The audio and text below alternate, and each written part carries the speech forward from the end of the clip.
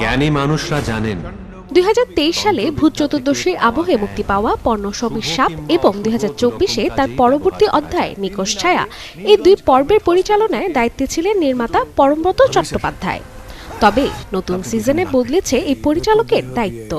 শান্তনু ঘোষালের হাত ধরে নিকষ ছায়া সিজন 2 এবার পা রাখছে আরও অন্ধকার, আরও ভয়াবহ এক জগতে। পিশাচটা ওই তান্ত্রিকের পোষা।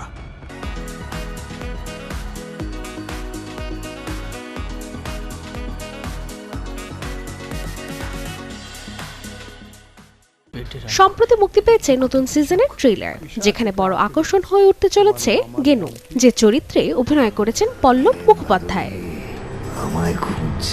প্রন্থেটিক মেকআপে গেনু হয়ে উঠেছে একেবারে না মানুষ না ঠিক ভয়ঙ্কর। তবে জানা গেছে এই চরিত্রের রূপ নিতে পল্লবকে প্রতিদিন মেকআপ চেয়ারে বসতে হয়েছে প্রায় 3 ঘন্টা ধরে। খুঁজে বার করতে হবে সেই নিকষ ছায়া 2 সিরিজটিতে আরো অভিনয় করতে দেখা গেছে চিরঞ্জিত চক্রবর্তী, গৌরব চক্রবর্তী, অনিন্দিতা বসু, সুরঙ্গনা বন্দ্যোপাধ্যায়, কাঞ্চন মল্লিক সহ আরো অনেককে। ওকে খোঁজার চেষ্টা করুন।